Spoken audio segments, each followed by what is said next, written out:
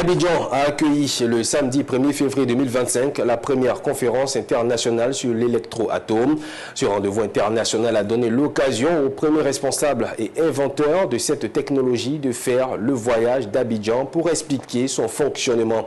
Plusieurs délégations sont venues de plusieurs pays du continent et au-delà et ont suivi avec intérêt cette première rencontre avec Victor Tchouanov.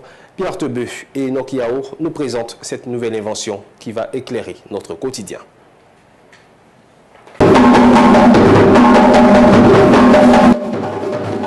Il était très attendu. Il a enfin fait le voyage d'Abidjan pour expliquer une technologie encore méconnue par le public, électroatome.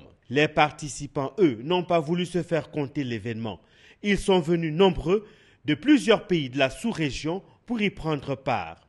L'objectif de cette conférence internationale est de présenter cette nouvelle technologie russe au monde entier. Une technologie qui attire de nombreux passionnés de l'électricité et curieux. Son promoteur nous explique cette révolution. Мы планируем выпускать электростанции для частного домовладения. C'est comme ça que l'électricité là en fait n'est ni une électricité fossile, ni une électricité qui est basée sur n'est pas basée sur une électricité fossile, n'est pas basée sur une électricité renouvelable, c'est une électricité qui est basée sur une poudre autonome à boucle fermée qui va permettre aux personnes de pouvoir bénéficier de l'énergie de façon gratuite. Cette énergie-là, cette électricité-là sera donc mise dans les maisons. Les personnes qui ont besoin de maisons, ils auront un courant de 16 kW qui va alimenter des maisons. Pour les personnes qui veulent utiliser cette électricité-là pour leur entreprise, ils bénéficieront d'une électricité avec 32 kWh. Maintenant, pour ceux-là qui veulent alimenter un mini-village ou une zone urbaine, ils peuvent aussi bénéficier de cette électricité-là pour pouvoir alimenter cette ville-là. Electroatom produit le courant électrique par friction de fines particules de poudre dont la taille est inférieure à 20 microns.